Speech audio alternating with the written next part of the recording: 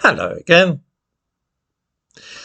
A while ago, Prime Minister Rishi Sunak claimed that stopping the small boats full of asylum seekers was one of his 5 priorities, along with things like halving inflation and reducing NHS waiting lists, that is.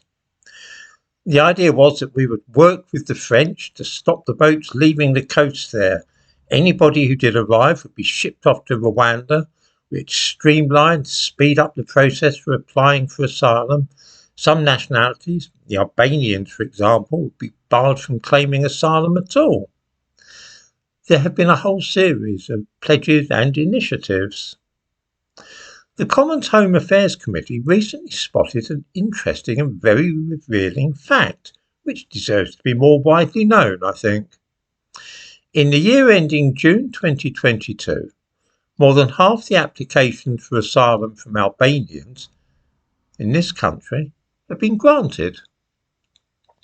Here is a country which is not at war, where there is no threat to anybody on political, religious or sexual grounds, just a peaceful, if impoverished, Eastern European nation.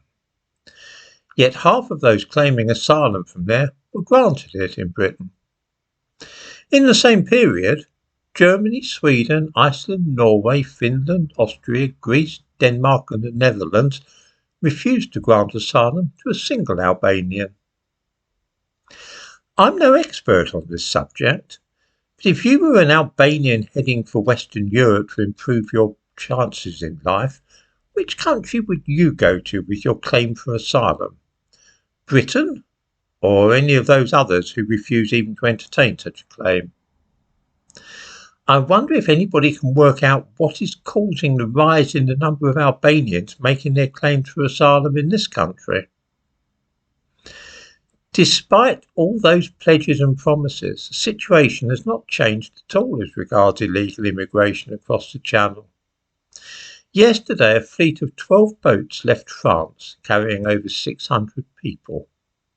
The French shadowed the boats, maintaining contact with the British by radio, so that when they reached the middle of the English Channel, the British vessels took over from the French, met the boats, and then took all 616 people that were on them on board before bringing them to this country. There is nothing haphazard or random about any of this. It's all being done by arrangement. I do not suppose for a moment that there is any intention on the part of either this Prime Minister or the leader of the Labour Party, if he is elected, to put an end to this slow invasion. For reasons at which we can only guess, it was at one time possible to control the waters around our coast and to decide who was able to enter or leave the country by water, by sea. But at some stage, the story is that it became impossible to do so, and so now we have to let anybody in who wishes to cross the Channel. When you think about it, that's a very odd state of affairs, and it certainly didn't used to be that way a few years ago. My own impression is that this country has more than sufficient resources to detect incoming boats and prevent them from landing. The fact that our forces simply meet them and then bring them ashore suggests to me that somebody actually wants these people to enter the country.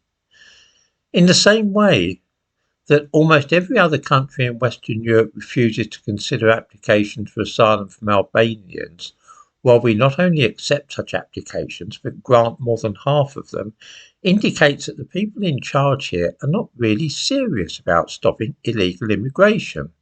Something odd is going on, and I suppose that one day we might learn the truth of the matter.